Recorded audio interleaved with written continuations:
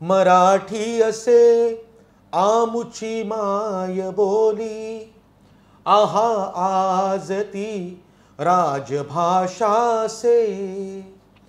परी नोकरी आणि खोली मराठी, खरा वारसा आज आम्हा नसे. मराठीच दमला उभारून इमला, दुजा पायी नमला हे झाले कसे. मराठीच शाळा मराठीच मेळा, परंतु उमाळा कुणाला नसे.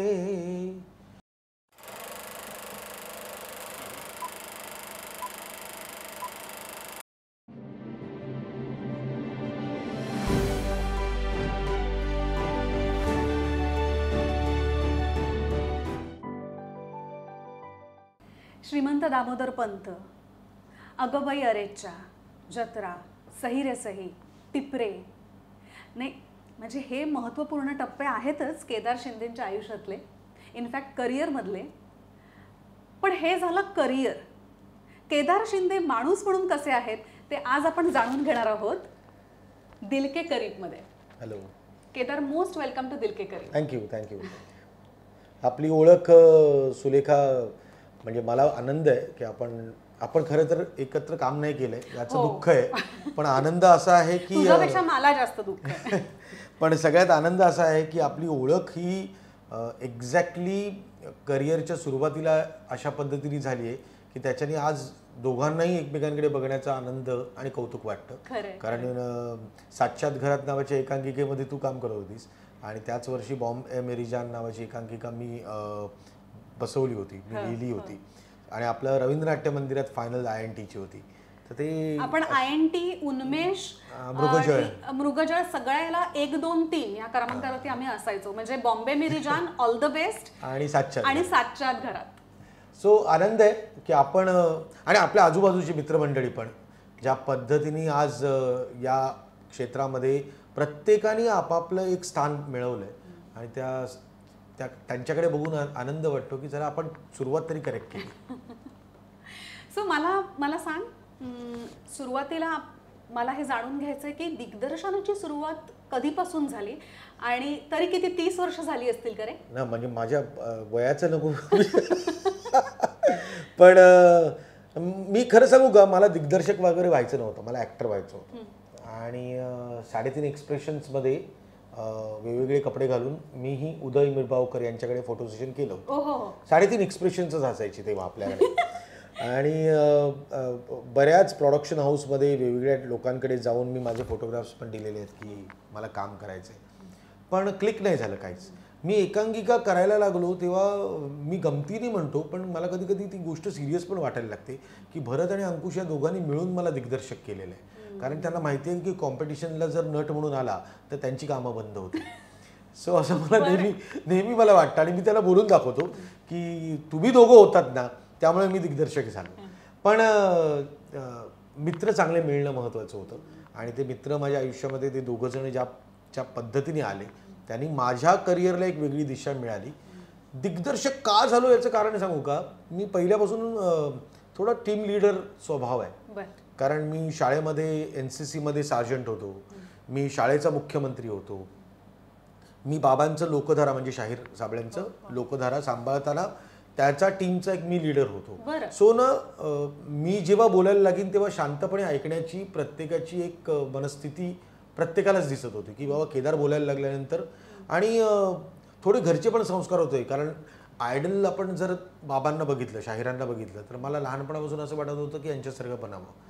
आणि ज्या पद्धतीने बाबा बोलायचे किंवा ज्या पद्धतीने आपली मतं मांडायचे आणि तेव्हा त्यांच्याबरोबरचे सगळे सहकारी हे शांतपणे त्यांचं ऐकून घ्यायचे, त्याच्यावरून मला स्वतःला असं वाटलं की हा जर दिग्दर्शक म्हणून जर मला जॉब सगळे मिळून देत आहेत तर मला माझंच ऐकतायत ना. आजही मी सेटवर गेल्यानंतर मी दिग्दर्शक म्हणून बोलायला लागतो तेव्हा बाकीचे सगळे ऐकतातच. सो मला काही फरक नाही वाटत.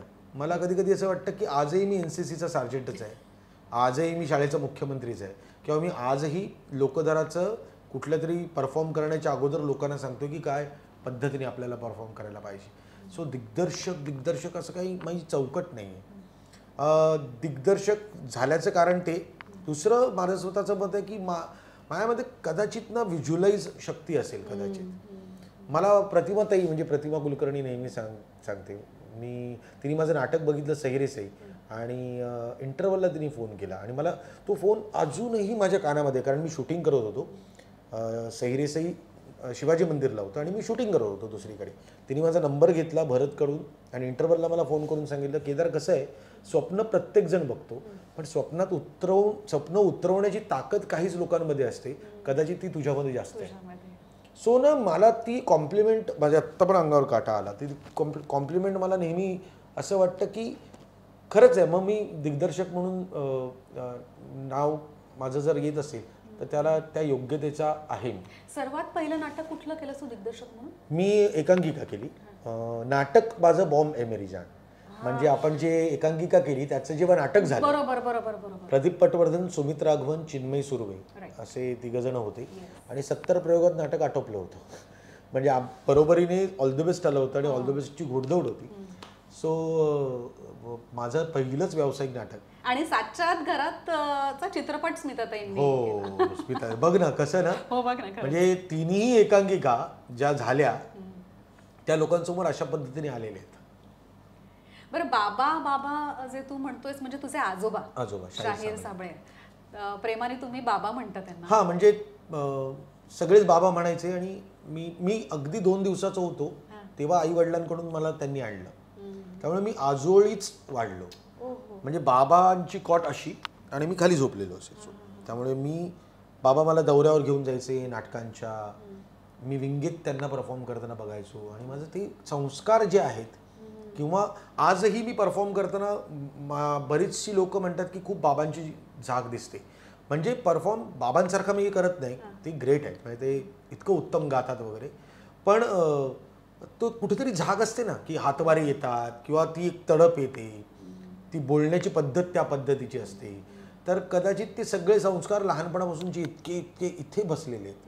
आणि मी नेहमीच सांगतो की जे काही करिअरमध्ये आत्तापर्यंत जर मी करत असेल आणि केलेलं असेल आणि लोकांना जर ते आवडत असेल तर त्याला फक्त आणि फक्त बाबा कारणीभूत आहेत. त्यांच्याशिवाय माझं चित्र अपूर्ण आहे.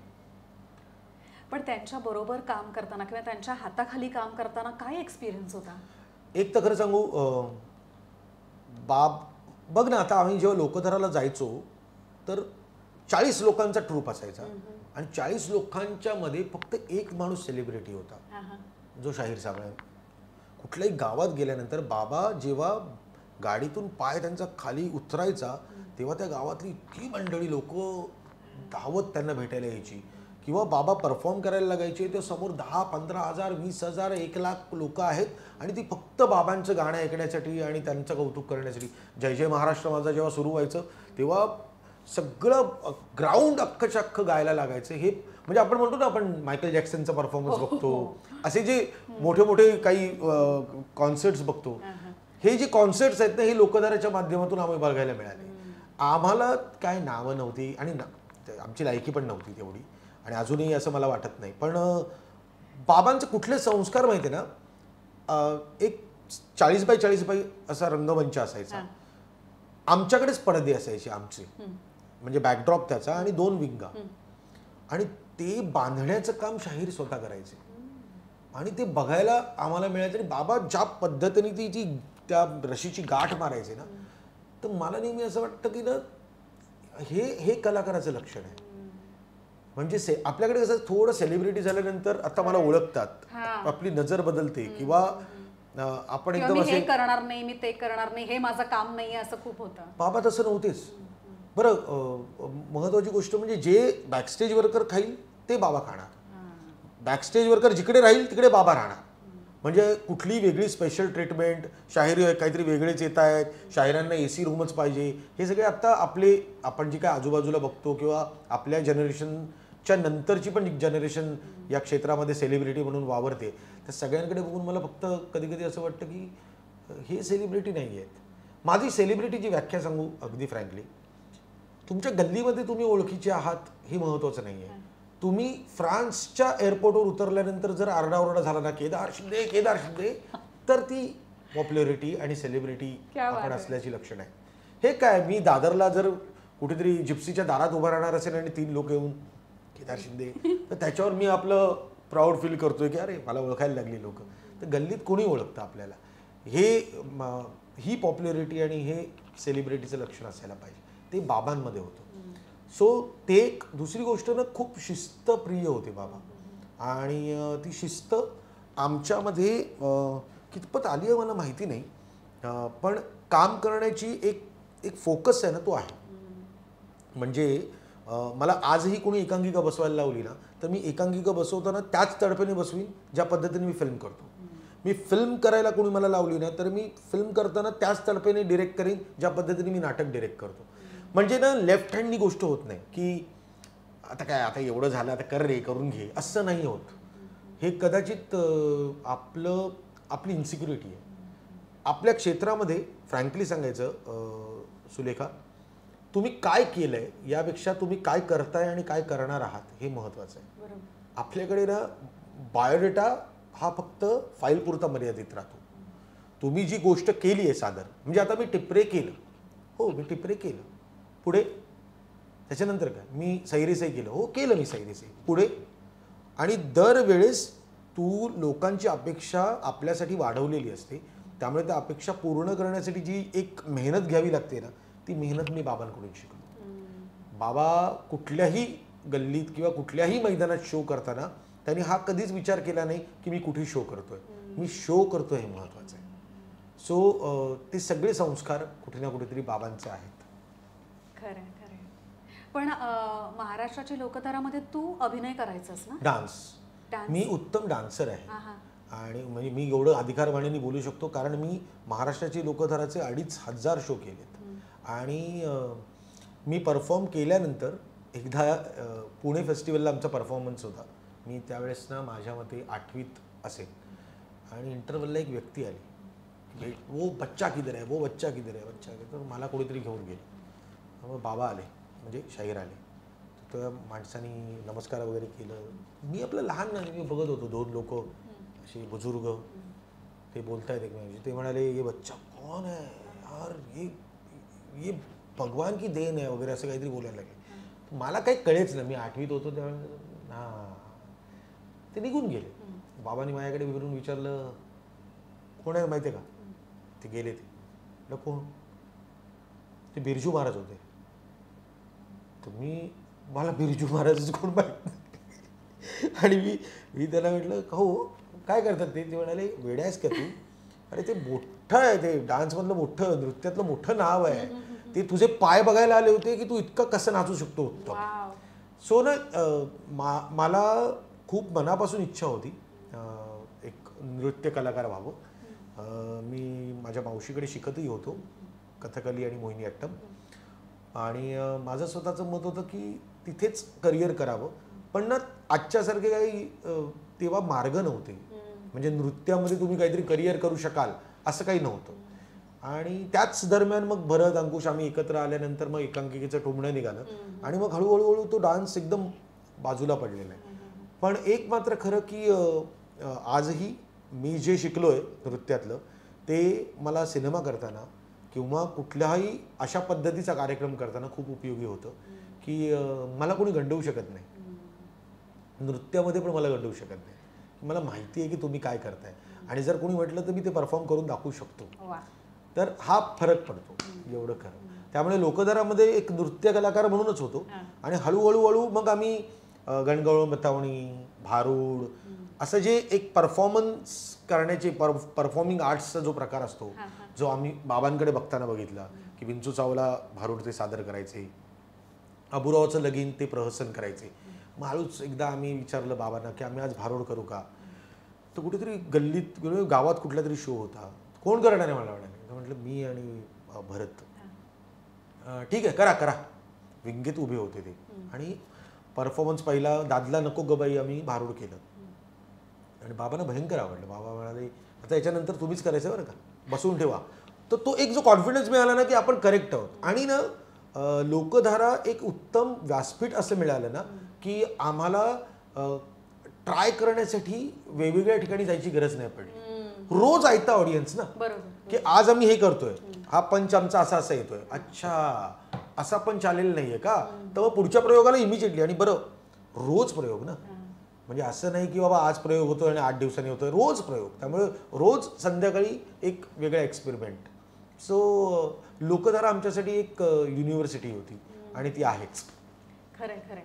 नाही पण हे सगळं करत असताना मगाशी तू एक छोटासा उल्लेख केलास की तू कलाकार सुद्धा चांगला आहेस, म्हणजे अभिनेता सुद्धा चांगला आहेस. तर तुला कॅमेऱ्याच्या समोर आपण आपलं करिअर करावं असं कधीतरी वाटलंय का? प्रचंड 100%.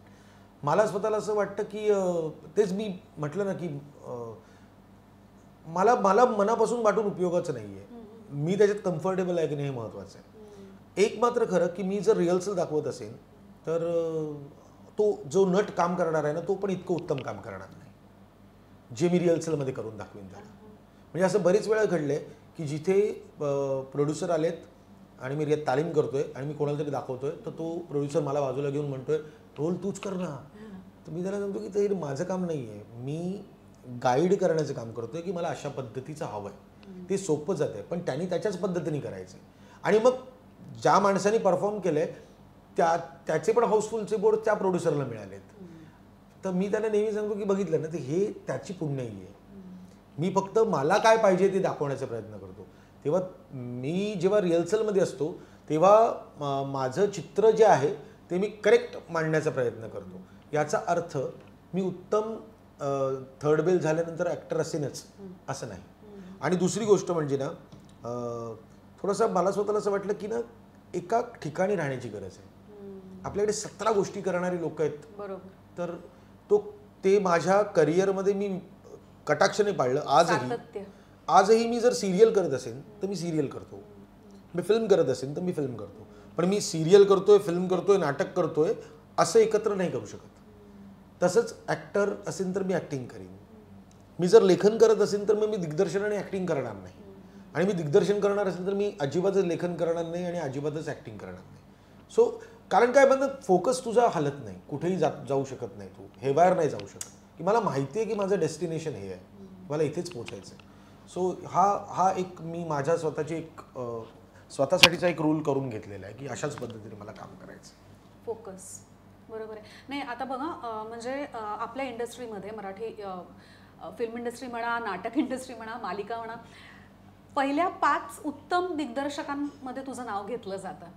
आणि मला कायम असं वाटतं की मेहनतीबरोबर जेव्हा नशिबाची जोड असते तेव्हा हमखास आपण यशस्वी होतोच. पण त्या व्यतिरिक्त आणखीन काय लागतं असं तुला वाटतं? कन्सिस्टन्सी आणि प्रचंड कन्सिस्टन्सी. असं नाही, माझं स्वतःचं मत आहे की जर ते 5 लोकांचं नाव घेत असतील तर ही 5 लोकांच्या नावामध्ये जर माझं नाव येणार असेल तर यासाठी मला सतत काम चांगलं करत राहणं गरजेचं आहे. ह्या 5 लोकांमधून मी कधीही आउट होऊ शकतो याची जाणीव तुम्हाला असायला पाहिजे.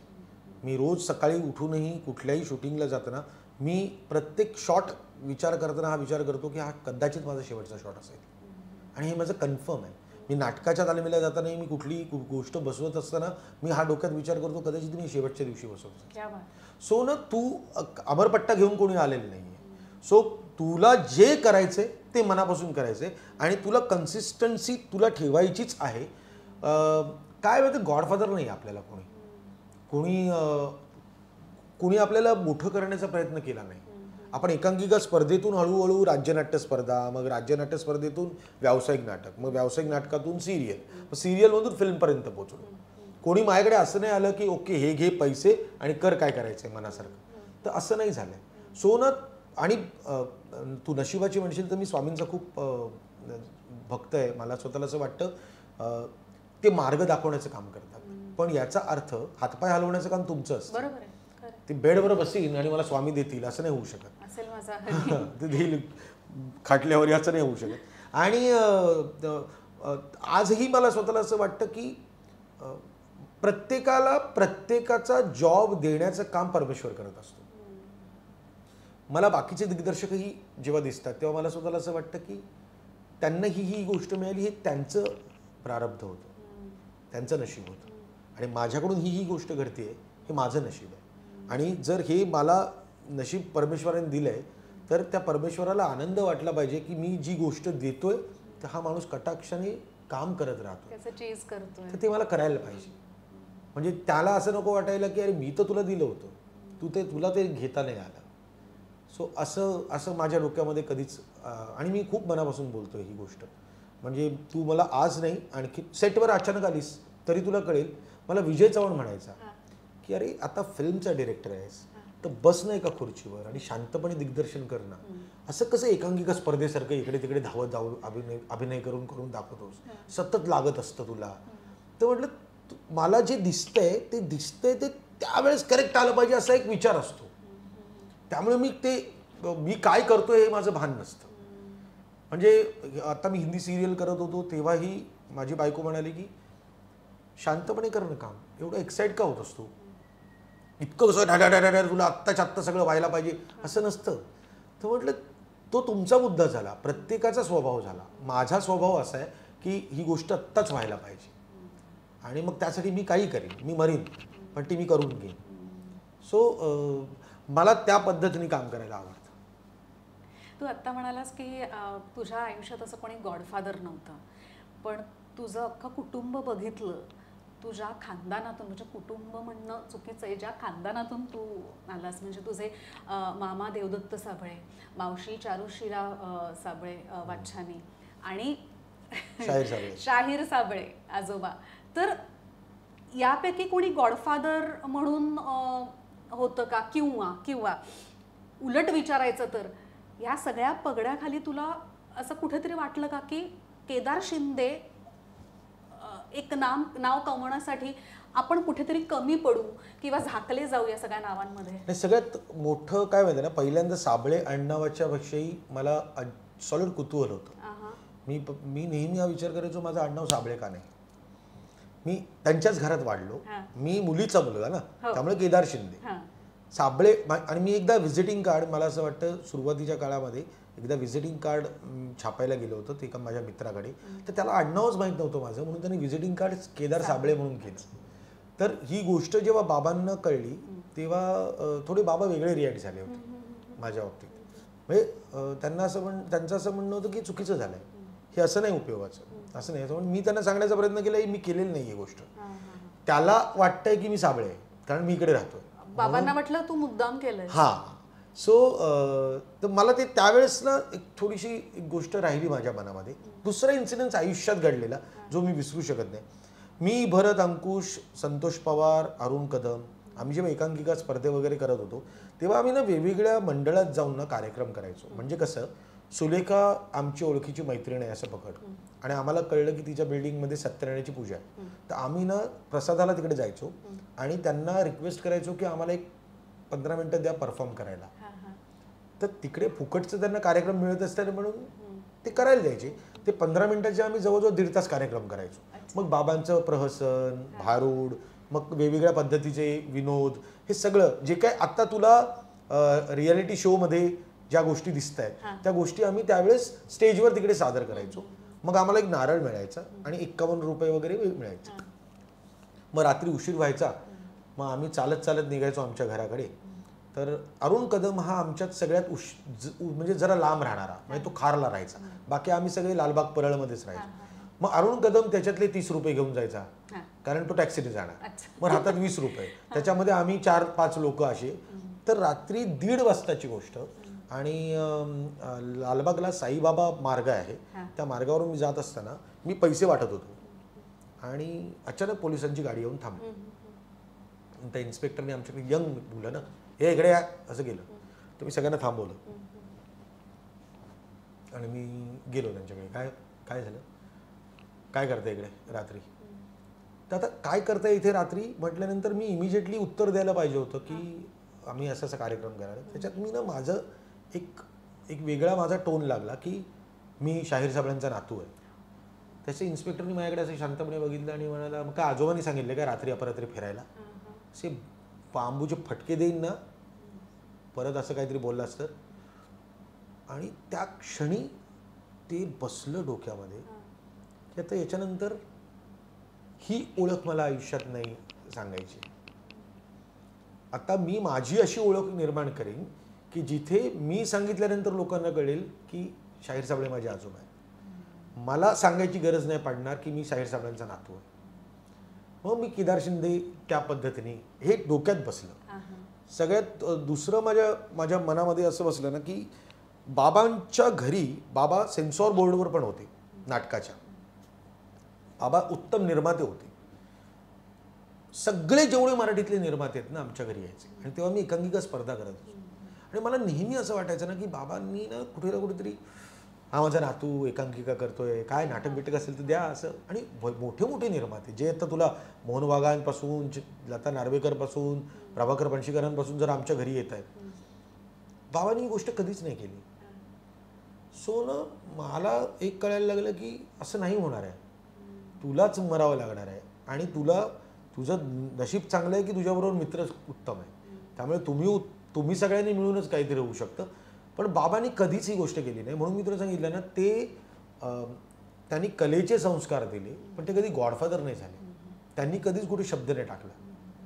सो हा फरक दिसला. आणि केदार शिंदे हे नाव कसं फेमस व्हावं यासाठी मात्र मी ठरवून केलेली गोष्ट आहे ती की आता ह्याच्यानंतर कधी मी बाबांचा नातू आहे म्हणून सांगणार नाही.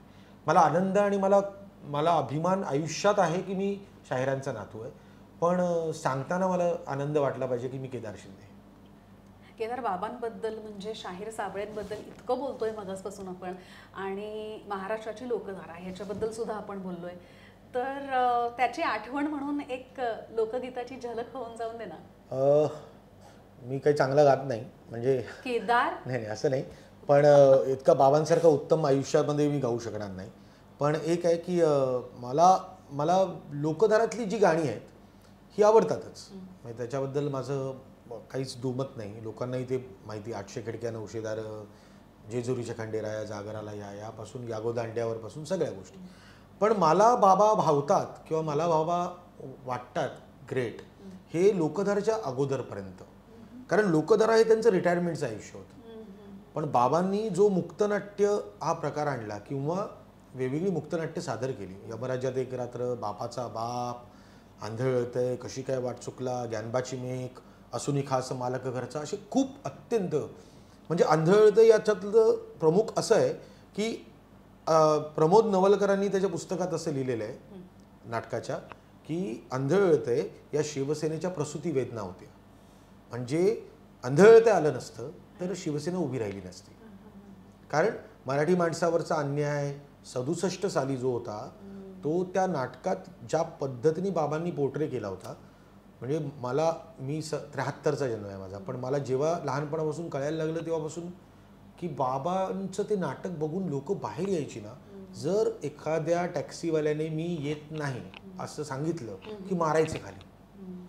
म्हणजे या पद्धतीचं एक बरं, अजिबात परप्रांतीयांबद्दल वाईट बोललेले नव्हते बाबांनी. तुम्हाला म्हणजे बाबांनी त्या मुक्तनाट्यामध्ये मराठी माणसाची किती चूक आहे हे दाखवून देण्याचा प्रयत्न केला आणि तो इतका जिवारी होते. त्यातलं एक गाणं मी तुला गुणगुणून दाखवतो की मराठी असे आमुची माय बोली, आहा आज ती राजभाषा से, परी नोकरी आणि खोली मराठी, खरा वारसा आज आम्हा नसे. मराठीच दमला उभारून इमला, दुजा पायी नमला हे झाले कसे. मराठीच शाळा मराठीच मेळा, परंतु उमाळा कुणाला नसे.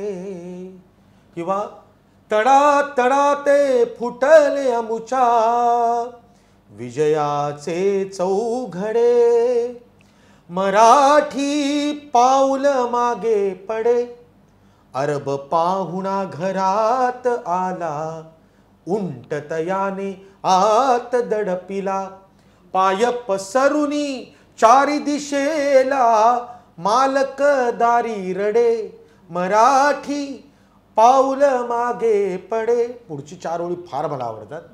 घरात आमुच्या आमुची परवड, मानेवर परक्यांचे जोखड, हा मालका नवसाचे बोकड, आम्ही इतरांपुढे मराठी पाऊल मागे पडे. सो मला स्वतःला असं वाटतं की शाहीर साबळे हे होते. आणि सुलेखा मी केलाय कन्फर्म, माझं काम सुरू आहे. पण या 2 वर्षांमध्ये बाबांवरच्या बायोपिक मी करतोय, शाहीर नावाचा. आणि त्याच्यामध्ये म्हणजे माझं शेवटचा शॉर्ट फिल्मचा लोकधाराचा पहिला प्रयोग आहे. लोकांचं काय गैरसमज झालाय माहिती ना, लोकधारा म्हणजे शाहीर साबळे. बरोबर, खरंय. तर तसं नाहीये ते.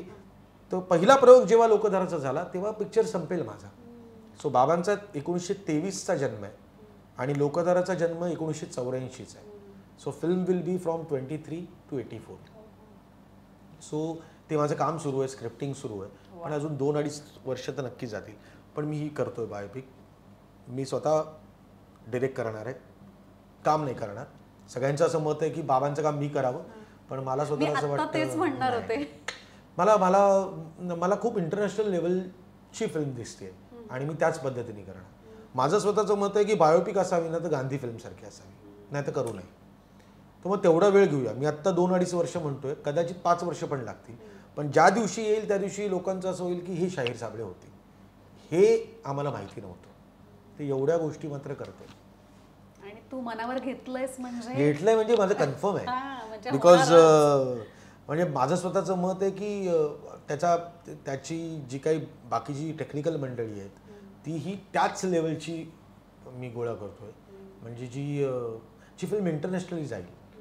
बरं, मला पारितोषिकं मिळवणं म्हणून इंटरनॅशनल जायचं नाही आहे. मला एक 7वी नापास असलेला माणूस, तू बघ, 7वी नापास असलेले शाहीर साबळे, आधुनिक मानवाची कहाणी हा कार्ल मार्क्स यांच्या तत्वज्ञानावर लिहिलेला पोवाडा त्यांनी लिहिला आहे. आता कार्ल मार्क्स यांचं तत्वज्ञान हे तुला मला पण जमणार नाही आणि त्याचा पोवाडा सहज भाषेत जो सर्वसामान्य माणसांना कळेल असा आधुनिक मानवाची कहाणी पोवाडा लिहिला आहे. हे किती मोठं कर्तृत्व आहे, हे किती मोठं काम आहे, हे लोकांना माहितीच नाही.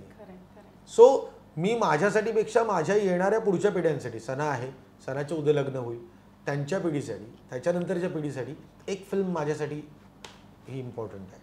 म्हणजे जसं मी सांगितलं ना, अगबाई अरेच्च्यामध्ये बाबांचा आवाज कैद करून ठेवला आहे मी. म्हणजे मल्हारवारी जे गाणं आहे, मल्हारवारी मोतियान द्यावी भरून, हे बाबांचं गाणं आहे. आणि अगबाई अरेच्च्या 2004 साली आला तेव्हा मी बाबांच्या मागे लागून, तेव्हा मी त्यांना स्टुडिओत नेऊन ते गाणं त्यांच्या आवाजात रेकॉर्ड केलं आहे. आता येणाऱ्या कित्येक पिढ्या जेव्हा जेव्हा अगबाई बघतील किंवा अगबाईची गाणी ऐकतील तेव्हा तो बाबांचा आवाज त्यांच्या कानावर असेल. तो कैद झालाय आता आवाज, असं माझ्या डोक्यात आहे. आणि यांचं कुठलंच डॉक्युमेंटेशन नाही आहे. म्हणजे मी जर तुला सांगितलं की ही सगळी नाटकं जी बाबांची झाली तर एकही नाटक कुठलाही त्याचा दस्तावेजच नाही आहे. म्हणजे मग उपयोग काय एवढी मोठी माणसं आपल्याकडे आयुष्यात असल्याचं. आणि हे कित्येक लोक आहेत आपल्या आजूबाजूला. पण आता कदाचित मी त्यांचा नातू आहे म्हटल्यानंतर हे माझं कर्तव्य आहे. असं इतरांच्या बाबतीत मी करू शकेनच माहीत नाही, पण बाबांच्या बाबतीत मी करीनच. आता सणाचा उल्लेख केलास तू. सणा म्हणजे तुझी मुलगी. हो. सो ती सुद्धा याच क्षेत्रात येणार आहे? यावं असं तिचं मत आहे. किती वर्षाची आहे सणा? 22. हां. आणि तिला ॲक्ट्रेसच व्हायचं आहे. पण मी तिला पहिल्या दिवसापासून सांगितलं की जे काही तुला व्हायचं आहे ते पूर्ण अभ्यास करून मग ये. म्हणजे आता मध्यंतरी बऱ्याच वेळा अजूनही फोन येतात की कुठला तरी सिरियल असेल तर मग तिला विचारण्यात येतं, कुठली तरी फिल्म असेल तिला विचारण्यात येतं. तिला त्यावेळेस इच्छा होते तेव्हा ती माझ्याकडे येते, तुमचं काय मत आहे? म्हटलं ते मत तुझं आहे, तुला करावं असं वाटतंय की नाही ते तू सांग. तुला ज्या क्षणी तुला करावं असं वाटेल ना तेव्हा तू मनापासून करशील. मी सांगतोय म्हणून करशील ना तर तू मनापासून नाही करणार. आणि दुसरं, मी आता एक फिल्म केली, 6 बायकांची एक गोष्ट आहे ज्याच्यामध्ये रोहिणी हट्टंगडी, वंदना गुप्ते, सुकन्या कुलकर्णी, सुचित्रा बांदेकर, दीपा चौधरी आणि शिल्पा नवलकर अशा 6 ॲक्ट्रेसेस आहेत. ती आता फिल्म या काही महिन्यांमध्ये येईल, लॉकडाऊनमुळे थांबली ती. एका मंगळागौर कॉम्पिटिशनसाठी या 6 बहिणी ज्या एकमेकांचं तोंडही बघत नाही आहेत त्या एकत्र येतात आणि हळूहळू त्यांच्यातली जी रिलेशनशिप आहे ती सॉल्व्ह होत जाते आणि मग पुढपर्यंत येतात ते, अशी ती गोष्ट होती. तर या अख्ख्या फिल्मला असिस्ट करण्याचं काम सनाने केलं. अरे वा. माझी इच्छा होती तिने का करावं, कारण 6 वेगवेगळ्या अभिनेत्री कसं काम करत आहेत हे तिला पाहायला मिळेल. सो ती एक गोष्ट शिकली. आणि आज मी आत्ता जेव्हा सिरियल करतोय सुखी माणसाचा सदरा, त्याच्यामध्ये ती क्रिएटिव्ह हेड म्हणून काम करते. त्यामुळे तिला सगळा बॅकसेटचा अनुभव घेऊन दे, मग पडद्याच्या समोर येऊन दे, असं माझं मत आहे. आता माहीत नाही तिचं काय आहे. लोक मला म्हणतात की तू तर करू शकशील फिल्म एखादी तिच्यासाठी. तर म्हटलं हो, करीन ना मी, 100% करीन. पण मुळात तिला फिल्म करावीशी वाटते का माझ्याबरोबर हे महत्त्वाचं आहे. मला करून उपयोगाची नाही. आणि बेलाचं काय म्हणणं आहे? तिचं काहीच म्हणणं नाही. तिचं असं म्हणणं आहे की जे काय कराल ते व्यवस्थित करा, मनापासून करा. आणि फक्त तिने मुलीला माझ्या सांगितलंय की आपल्या वडिलांना बघितलंयस की काय पद्धतीने काम केलंय. सो नेहमी असं होतं ना की जी वटवृक्ष असतात ना त्याच्या सावलीखालची झाडं फार वाढत नाहीत, ही नेहमीच छोटी राहतात. तर मी तिला नेहमी सांगण्याचा प्रयत्न हा करत असतो की इंडिव्हिज्युअली सना म्हणून तू मोठी होण्याचा प्रयत्न कर, तू केदार शिंदे म्हणून मोठी होण्याचा प्रयत्न करू नको. आणि बेलाही तिला तेच सांगत असते की तू शिक आणि तुला वाटतं ते कर. तुला उद्या ॲक्टिंग नाही करावीशी वाटली तर नको करू. तुला काय करावं असं वाटतं, तुला लिहावं असं वाटतं तर लिही. पण मला हे बाबा दिग्दर्शक होत आहेत म्हणून मी दिग्दर्शक होईन असं नाही होऊ शकत, किंवा मला हे ॲक्टर होत आहेत म्हणून मला ॲक्टिंग करायची आहे तर असं नाही होऊ शकत. असं ती त्यांना नेहमीच सांगत असते. एक बायको म्हणून, एक लाईफ पार्टनर म्हणून आय थिंक बेलापेक्षा तुला बेस्ट अशी कोणीच मिळाली नसती ना. कारण एवढी तिने इतकी वर्ष साथ दिली आहे तुला आणि in all the ups and downs. नाही, मला काय वाटतं माहिती ना की मी तिला नेहमी म्हणतो की मला मिळाली असती की नाही मला माहित नाही, पण तुला मी मिळालो असतो की नाही माहित नाही. आणि चांगल्या पद्धतीने म्हणतोय. कारण एकतर तिचं लग्नाचं बघत होते तेव्हा ती डायरेक्टली अमेरिकेत गेली असती. जेव्हा आम्ही सकाळी 9 वाजता ठरवलं लग्न करायचं आणि 11 वाजता आम्ही लग्न केलं, 2 तासाच्या फरकात. हां, पळून जाऊन सगळं नाटकं पळून जाऊन केली. एक मात्र खरं की बेला काय किंवा सना काय माझ्या आयुष्यात आल्यानंतर मला दिशा मिळाली. म्हणजे बेला ज्या दिवशी माझ्या आयुष्यात आली त्या संध्याकाळी मला राज्यनाट्य स्पर्धेचं अवॉर्ड मिळालं, सिल्वर मेडल. सना ज्या आयुष्यात माझ्या आली त्याच्यानंतर इमिजिएटली 8 दिवसात श्रीमंत दामोदरपंत स्टेजवर आलं.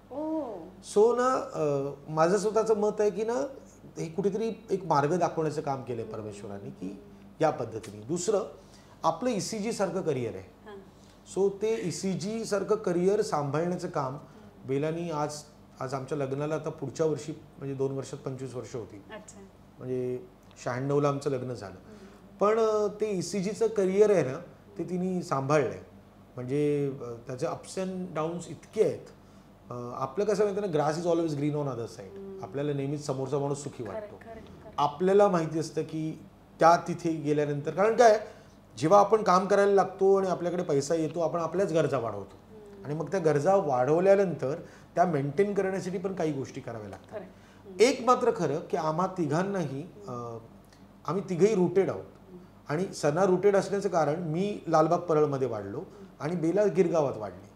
सो तिचं एक मध्यमवर्गीय घर होतं आणि मी जरी आजोबांकडे राहत होतो तरी मी एक जवळजवळ पेंगेससारखं राहत होतो.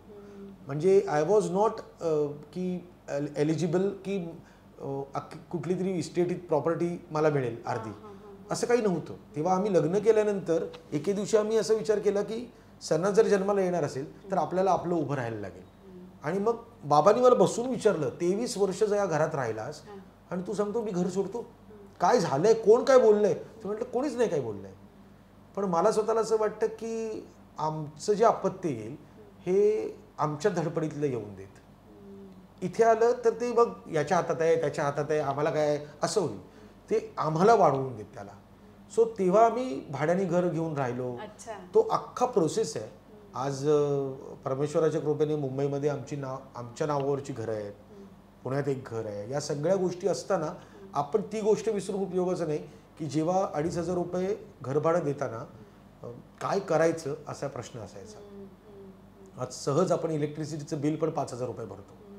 पण हा जो फरक आहे ना 2,500 आणि 5,000तला, हे सगळं सांभाळण्याचं काम बेलाने केलं आणि इतकी वर्ष खूप नेटाने आणि खूप फोकस ती गोष्ट करते. त्यामुळे कदाचित मी जरा काम चांगलं करू शकत असेल. जरा चांगलं काय उत्कृष्ट काम होतंय आणि मी खरंच खूप मोठी फॅन आहे तुझ्या सगळ्या कलाकृतींची. बरं, मला आता बेलाबद्दल आपण बोलतोय तर मला खरंच तिला भेटायला खूप आवडेल. एक मिनिट, आपण ज्या घरात आहोत त्याच्या खालच्या घरामध्ये ती राहते. म्हणजे तिला खालच्या घरावर ठेवलंय त्यामुळे तिला फोन करून बोलवतो. बेला दिल के करीब मध्ये तुझं खूप मनापासून स्वागत आहे. नमस्कार. थँक्यू. बेला, खूप सुंदर कॉम्प्लेक्शन आहे तुझं आणि खूप सुंदर मी अरे तुरे केलं तर हो चालेल हो ना? हो हो हो प्लीज प्लीज. कारण मगाशी असं माझं आणि तिचं बोलणं झालं की मी म्हटलं की प्लीज जर एक 10 मिनिटं तरी आमच्यावर गप्पा मारशील का, कारण असा इन्फॉर्मल मुलाखतीचा कार्यक्रम असतो आपला. तर तेव्हा ती मला म्हणाली की म्हणजे मी तयार वगैरे नको ना व्हायला, पण ह्याच्यासाठी कशाला तयार व्हायचंय, you are so beautiful. Thank you. खूप सुंदर दिसत. केदार, लॉटरी लागली तुझी. कुठल्या साईडनी? तुझी. बरं तुम्ही भेटलात कुठे दोघं? अरे मी तुला लॉटरी दाखवण्याच्या अगोदर एक त्याच्यातला तुम्ही बोला तोपर्यंत एक मी तुम्हाला फोटो दाखवतो. म्हणजे खरंच लॉटरी लागली आहे मला, हे तुला 2 सेकंदामध्ये कळेल. तुम्ही बोला. माझी आणि त्याची भेट पहिल्यांदा लोकधारामध्ये झाली, जेव्हा मी तिथे डान्स करायला, माझी मोठी बहीण करायची, त्यानंतर तिच्यानंतर मग मी गेली तिथे डान्स करायला, त्यावेळेला माझी ओळख झाली त्याच्याबरोबर. अच्छा. आणि प्रपोज कसं केलं? प्रपोज ॲज सच त्यांनी सगळ्या मित्रांबरोबर तो पाठवत होता. म्हणजे एकदा कधी भरत यायचा, मग कधी अरुण यायचा, कधी संतोष पवार यायचा, कधी अंकुश यायचा, असं करत करत 2 वर्ष तो मागे होता. आणि 2 वर्ष मला अजिबात इंटरेस्ट नव्हतं, मला कशातही अडकायचं नव्हतं हे मी. त्यानंतर हो हो होय होय हार्डली 10वी पास होऊनच 11वीतच गेली होती, खूपच लहान होती मी. बालविवाह होता. आणि मग तिथून मग 2 वर्षानंतर मग मी त्याला हो बोलली. अच्छा. तोपर्यंत आम्ही या मुलाला जर ती हो म्हणते, किती गोड, खूपच गोड फोटो आहे. तिचा फोटो बघला किती सुंदर आहे. हिरोईन आहे. हा, आणि मी तुला ऍक्टिंग नव्हती करायची कधी? म्हणजे डान्स वगैरे करत होतीस? डान्स करत होती. ऍक्टिंग करायची ना ती. मी नाटकामध्ये केलेलं आहे, जाऊबाई जोरात मध्ये मी काम केलेलं आहे या सगळ्यांबरोबर फर्स्ट टीम मध्ये. वाव. मी निर्मितीताई असून दे किंवा शीतल शुक्ला असून दे, अतिशा असून दे, स्वाती गोखलेंबरोबर. हा, विजय गोखलेंबरोबर मी तर रंगशारदाच्या इथे बरीच नाटकं केली आहे, त्यांचे संगीत नाटकं वगैरे खूप केली आहे. पण त्यानंतर नाही, मग त्यानंतर संसार आहे की संसार. हा नाही, आम्ही काय केलं, मी तिला एकच गोष्ट सांगितली की आपण दोघांनी मिळून एका जीवाला जन्म दिलाय. सो एक तर कोणाचे तरी एकाचे संस्कार राहून दे. आणि माझं असं म्हणणंच नाहीये की तू काम करू नकोस, माझं म्हणणं आहे की आपल्यापैकी कोणीतरी एकाने काम करण्याची गरज आहे. सो एक तर तू काम कर, मी थांबतो, नाहीतर मी काम करतो, तू थांब. पण त्यावेळेसच म्हणजे प्रोडक्शन सुरू होते तेव्हा ती प्रोडक्शन पण करत होती. टिपरेचं कम्प्लीट प्रोडक्शन फर्स्ट ह्याच्यामध्ये मी आणि भरतच होतो, म्हणून ते केलेलं आहे. आणि जाऊबाईचे शोज एवढे लागायचे ना आमचे, लिटरली म्हणजे माझं घर लॉजिंग बोर्डिंग झालं होतं माझ्यासाठी. आणि तसं मला सणाला करायचं नव्हतं लहानपणापासून, की 8 दिवस शाळेत जाते आणि मग 15 दिवस जात नाही, मग परत जाताना रडारड करते, असं नको होतं. म्हणजे मी एका ठिकाणी, माझी मुलगी माझ्या आईकडे आणि हा एका ठिकाणी, असं नको मला. म्हणून म्हटलं इट्स बेटर की तू आता सांभाळ हे सगळं, मी बाकीचं सगळं सांभाळते. आता मोठी झाल्यानंतर मग आता परत आणि आता सणा तर मोठी झालेली आहे, आता मी परत प्रोडक्शन आणि हे सगळं सुरू केलेलं. Yes yes. आता फिल्म पण केली ना आम्ही, त्याच्यामध्ये पण तिचा सहभाग होता. सो स्लो अँड स्टडी आता परत सुरू केलेलं आहे. खूप छान, खूप छान. बरं, मला एक प्रश्न विचारायचा होता खास बेलासाठी. आपल्या नवऱ्याचा सख्खा मित्र जेव्हा तो इतका सख्खा असतो की आपल्या आयुष्यातलं सगळं काही त्याला माहिती असतं, तर त्याचा वैताग होतो की ते छान वाटतं, बरं वाटतं? नाही, छान वाटतं, बरं वाटतं. अजिबात वैताग होत नाही. 2 मित्र आहेत ना सख्खे. हा, सख्खे 2 मित्र भरत जाधव आणि अंकुश चौधरी. राईट. पण कधीच त्यांचा त्रास होत नाही. उलट ते नाही आले तर मग त्रास होतो की का नाही येते ते. कारण त्यांचं एवढं मस्त बॉन्डिंग आहे ना त्याच्यामध्ये. आम्ही 3 जणी, मी 3 जणांच्याही बायका आम्ही वेगळ्या असतो आणि यांचं वेगळे असतात कम्प्लिटली. आणि त्यांचं जगच वेगळं आहे या 3 जणांचं. म्हणजे भरत आणि अंकुश केदारच्या आयुष्यातला एक खूप मोठा भाग आहे अगदी पहिल्यापासून. म्हणजे तू त्याला भेटायच्या आधी. होय होय होय होय. आणि मी पण लोकधारामध्ये असताना ते 3 जण असायचे ना, किंवा बाकीचे पण सगळे जण. तिची मैत्री म्हणजे आता आमच्या लग्न झालं तेव्हा भरतनी हिचा भाऊ म्हणून सही केलेली आणि अंकुशनी आमच्या दोघांचं लग्न कोर्टात जाऊन लावलेलं. सो या सगळ्या गोष्टींना कारणीभूत आणि मदत या दोघांची आहेच. त्यामुळे आम्ही सगळे एकत्रच वाढलोय. आले नाही तर वैताग येतो मला.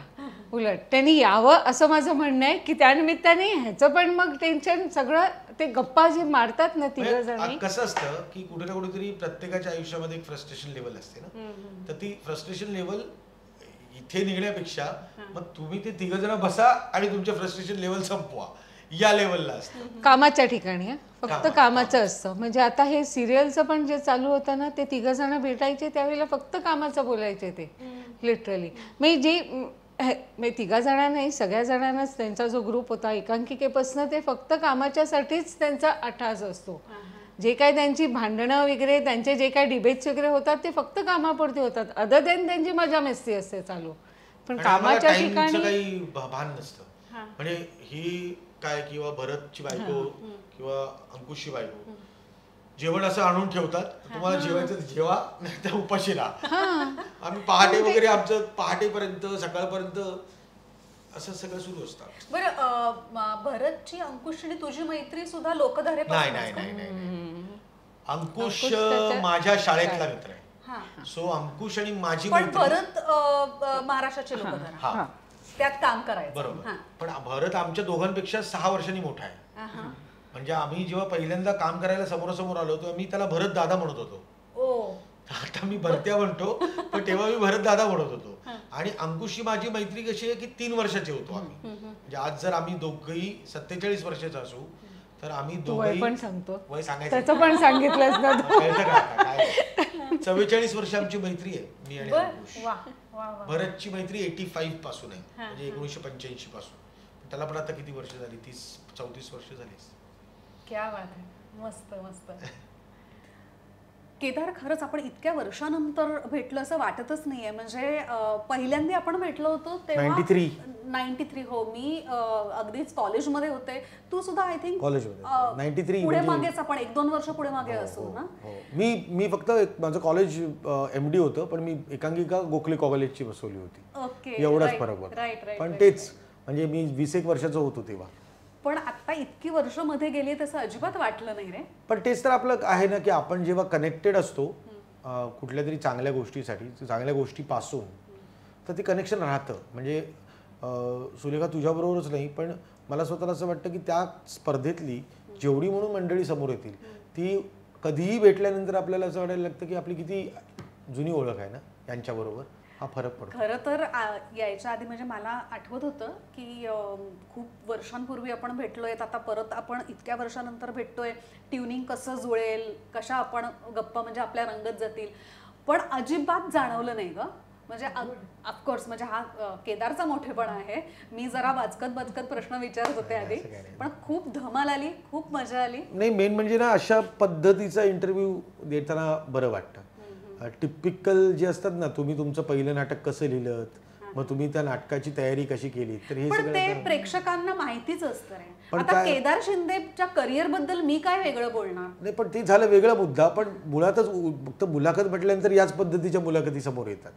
पण आता त्यानिमित्ताने बाबांची आठवण निघाली, परत एकदा बाबा, आणि परत काय माहिती ना, आपण कुठेतरी ना कुठेतरी ती आपल्या मनावर कुठेतरी धूळ बसलेली असते. तर अशा काही मुलाखतीच्या गोष्टींनी ना ती झटकली जाते आणि परत असं वाटायला लागतं की अरे खूप करायला पाहिजे आपल्याला काय काय. सो आपण जेव्हा सुरुवात केली मुलाखतीला, रादर गप्पांना आपण म्हणूया, मध्यावरती आल्यानंतर एक मस्त रात्र 2 मस्त गाणी झाली. सो शेवटी सुद्धा आपण गाण्यांनीच एंड करूया असं मला वाटतं. बाबांचंच परत, कारण मी काही असं, मला असं वाटतं की बाबांचं जे मल्हारवारीच गातो मी, ते लोकांना आवडेल आणि लोकांना माहिती असलेलं गाणं जे अगं बाई अरेच्च्यामध्ये होतं. मल्हारवारी मोतियान द्यावी भरून, नाहीतर देवा देवा मी जातो दुरून, गड जेजुरीचे आम्ही रहिवासी, देवाचा झेंडा बळखला दुरून, मोतियान द्यावी भरून, नाहीतर देवा देवा मी जातो दुरून. या गाण्याची खरी आठवण अशी आहे की 1952 सालचं गाणं आहे आणि याच्यातनं एक ॲटिट्यूड आहे भक्ताचा देवाविषयीचा, की मल्हारवारी मोतियाने द्यावी भरून, मला भरभरून दे, नाहीतर देवा देवा मी जातो दुरून, नाहीतर मी तुला बघणार पण नाही आणि दुरून निघून जाईल. गड जेजुरीचे आम्ही रहिवासी, म्हणजे जेजुरीच्या गडाचेच आम्ही रहिवासी. गड जेजुरीचे आम्ही रहिवासी, देवाचा झेंडा वळखला दुरून. दुरून आम्ही ओळखतोच आहे सगळे झेंडे, पण मोतियानं द्यावी भरून, नाहीतर देवा देवा मी जातो दुरून. कसला ॲटिट्यूड आहे मला. आणि म्हणून आजही बाबांचं ते गाणं ऐकताना 2004चं असं वाटतं की क्या बात आहे यार. मस्त वाटलं. Thank you very much Sulekha. Thank you very much. आणि बेला, आपण पहिल्यांदाच भेटलो पण खरंच खूप धमाल आली. आम्हाला जेवढी गप्पा मारायला धमाल आली तेवढीच तुम्हाला हा कार्यक्रम बघायला सुद्धा धमाल आली असेल. सो मी Sulekha Talwalkar will sign off for now. Stay tune to Dil Ke करीब.